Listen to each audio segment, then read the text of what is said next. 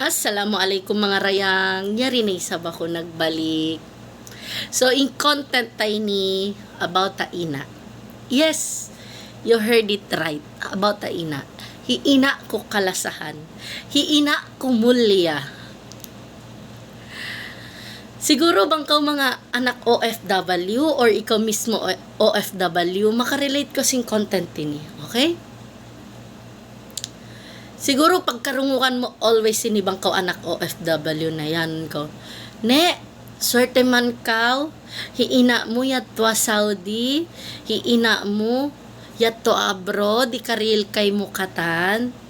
Oo, swerte kami. Kasi hina na mo, matod sacrifice para lang ikariling kabayaan na mo. Para lang mawaya kami singkatan, para makatalos kami mag-school, swerte na mo. Proud kami hina na mo yat patulakan. Pasal malasa hina na mo kamo. Atas siya lumayo, batad siya ikarihiling kaban na mo. On the other hand, kingatan mo ba imparasahan bang kau anak OFW? Or mismo ikaw OFW? Kasi mga rayang, ako kasi anak ako OFW. So, kayangatan ko yung feeling, malayo yung ina ko. Hawak to maglaki ako kan ina ko. Hawak to nasasakit ako. Wherein din ina ko. Yato hina ko atulakan. Hawak to mabaya ko yan nina ko. Inagulgula ba ako. Inainglaw ako. Wherein din ina ko. Masalina ko ito nag-uusado kang hula. Yato tula kanina ko. Magsarang sukol kita on na social media, diba? Kasi misan dako man na social media, kakitaan mo, hina mo. Mga rayang bunal, kakitaan mo, hina mo, social media. But at time nakauna, minsan inhat mag-text ko, mahal ka. Di mo pakakitaan, hina mo. On the other hand, hawak to nasakit ko, hina mo, nasususakay mo.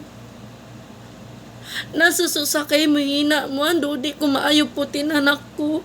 Sa mabirya ko tulakan, mangando-ngando siya baran niya.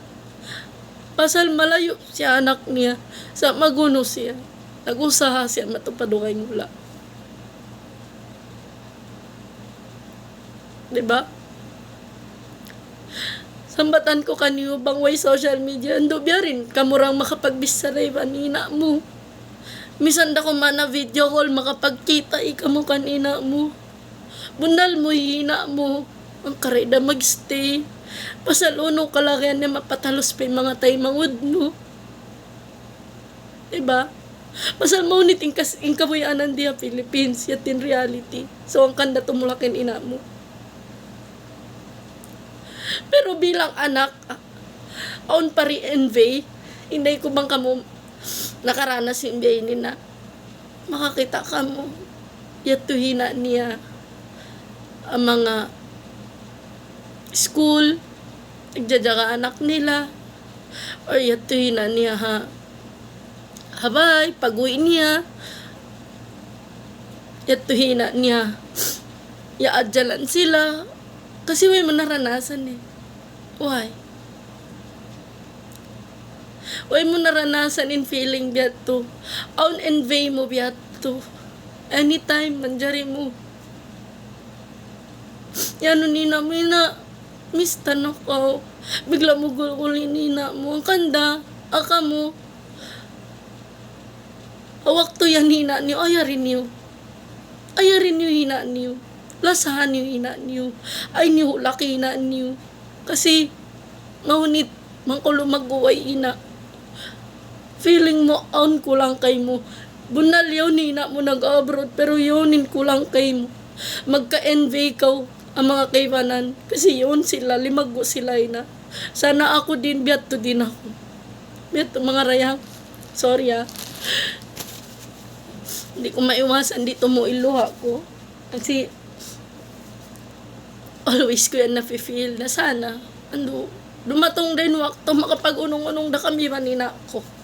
Dumatong din wakto, hina ko di na siya magtulak-tulak, magstay na siya for good. Kasi, Maglaki din kami ina. Magtumtum kami ina. Kaya ingatan ko yung ina, OFW bito din. Magtumtumanak niya.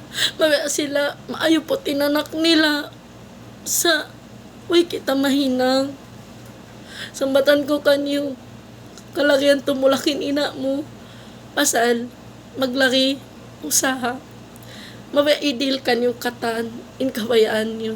So, biyat lang mga rayang. Pasensya namang taka mo patangis. Or ako lang intimangis. Isang biyat to. Magsukol maas. Salamat mga rayang.